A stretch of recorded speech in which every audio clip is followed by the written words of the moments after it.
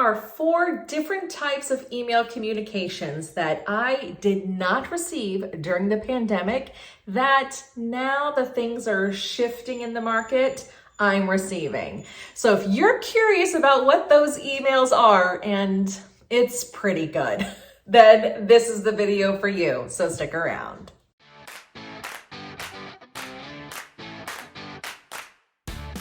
Hey everyone, my name is Danae Hewitt and I am your go-to DFW realtor with Brico Realty Services. I help people buy and sell and invest in real estate here in the DFW market, and I can do that for you. So if you don't have a real estate agent that you're working with and you need a good one, then my contact information is in the description below. You can also follow me on Instagram. I do a lot of real estate content there on a daily basis. So let's get into this week's topic. What are the 4 types of emails that I was getting before the pandemic, didn't get during the pandemic, that now I am now receiving after the pandemic?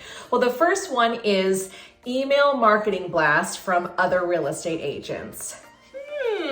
So let's talk about what these email marketing blasts are. As part of a marketing package, a real estate agent can buy the email addresses of other realtors in the county. They put together a flyer about their new listing, and then that listing is sent out to all of those agents in the county. Once the flyer is done, then that email is just blasted out to all of those agents and it's in their inbox ready for them to view. Now, before the pandemic, this was a great way to market to other agents that might not necessarily have clients on an automatic email search of when homes hit the market, but it's really good for those agents that will open up the email and say, oh, you know what, so-and-so was talking to me about buying this kind of house and kind of keeping an eye out if anything like this hit the market. Hey, and this may fit them. So I'm going to reach out to them because this home hit the market, even though I might not have been keeping an eye out, because who knows, things happen. Maybe you forgot. It's a great way to market your listing for when it does hit the MLS, and also for other agents that might not be looking for that specific home for their client. So during the pandemic, we weren't getting these types of emails. I mean, I remember talking to a realtor friend of mine saying, yeah, I don't get those anymore. Or I don't need to do that in order to advertise my listing, because the second that the home hit the market, it was receiving multiple offers and going under contract. And if you haven't watched my recent video about the shift in the market and this correction that we're now seeing, I will link that right here. You definitely need to check that out. A lot of times doing this email blast does come at a cost for a real estate agent. And so it was just something that really you didn't have to do in order to sell the house. If that house looked fantastic and you worked with your sellers to get it looking really good, you paid for great photos and maybe even drone photos, you put a great description on the MLS, that home was going to sell. It wasn't an extra thing that you needed to do in order to get it sold for your clients. Right now that things are correcting, agents are going to have to do exactly what they were doing before the pandemic in order to get those homes and their listings sold. And this email marketing is just one of those things that they're doing. The second type of email that I'm receiving is those email blasts, but it's not for a just listed home. It's for a price adjustment, which is a nice way of saying that the home isn't selling, it's sitting on the market, we need to reduce the price. So I'm receiving a lot more of those emails, and I'm also just in general seeing a lot more price adjustments in our market. And price adjustments could be for a variety of reasons. Sometimes it is those homeowners that are very set on the sales price of the home. Even if they're given the information, here's the low range of your area, here's the mid range of where homes are selling, here's the high range, but I think you're probably more here. That home seller may still want to be in that high range. If they want to list it at that price and they would like their agent to list it at that price, they both have to agree, and then it gets listed for that price. And then the market right now is going to dictate. If you're not receiving any showings, then it might be priced too high. If you are receiving showings and the feedback that you're getting is that it's priced too high, you may be looking at a price reduction. But I could get into a whole reason of why we have price adjustments and, all of that. But right now in this market correction, I'm definitely seeing a lot more price adjustments, and I'm also getting a lot more of those email blasts of the price adjustment. The third type of email that I am receiving a lot of is from home builders with their builder incentives. And these incentives are pretty wonderful right now.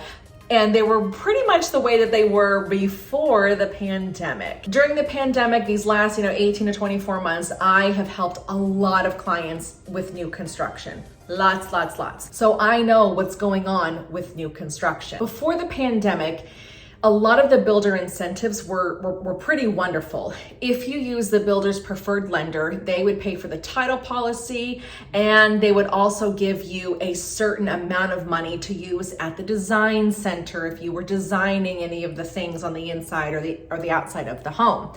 And I've seen those builder incentives be anywhere from $5,000 to $10,000 when you get to the design center. It's like a credit that they were giving you.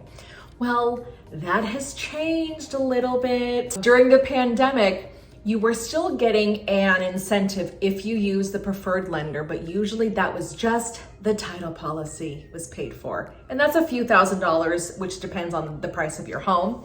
And if you don't know what a title policy is, that video is right there for you. So they were still giving you that incentive for using their preferred lender, but really, that's it. You weren't getting any closing costs paid for. You weren't getting any design center credits, nothing. Because the demand was so high for new construction, the builders didn't really need to give you any more incentives.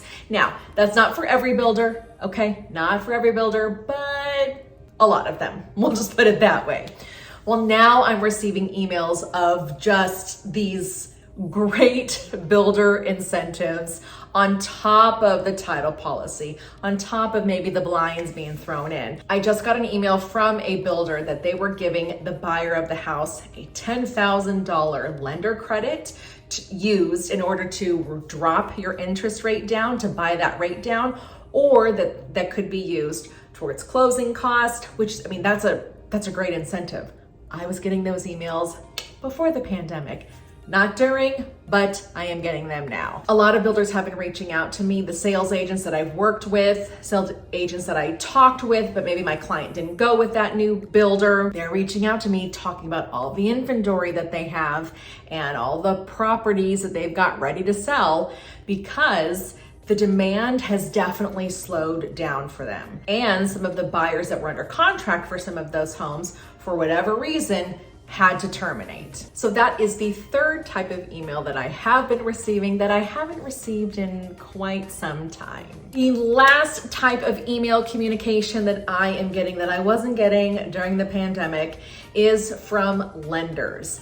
Mortgage lenders that maybe I worked a transaction with sometime in the last few years, or lenders that follow me on social media, but they are reaching out to see if they can earn my referrals and my client's business. So I'll tell you a little bit about the relationship between the real estate agent and the mortgage lender. I have a select few mortgage lenders that I know, trust, and have worked transactions with. And those are the lenders that I refer to potential clients.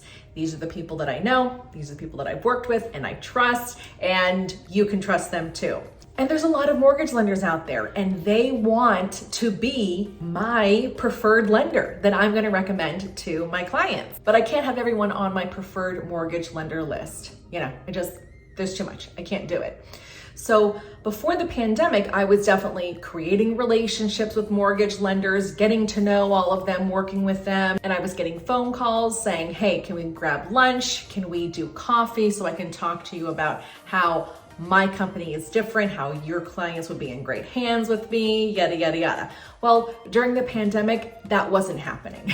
It really wasn't happening a lot because mortgage lenders were so incredibly busy, not just with resale homes, but with refinances, because interest rates were crazy low. They were so busy with refinances. So they didn't need to reach out to realtors to try to earn their business because they had so much business, and a lot of mortgage companies were hiring loan officer left and right to handle all of the volume that they were receiving. Well, now that things have shifted, I have been getting emails from lenders that I was the listing agent and they were the buyer's agent lender on transactions a couple of years ago saying, hey, we worked this transaction. Would you like to sit down and get some coffee? And I'm like, that's really nice. Okay.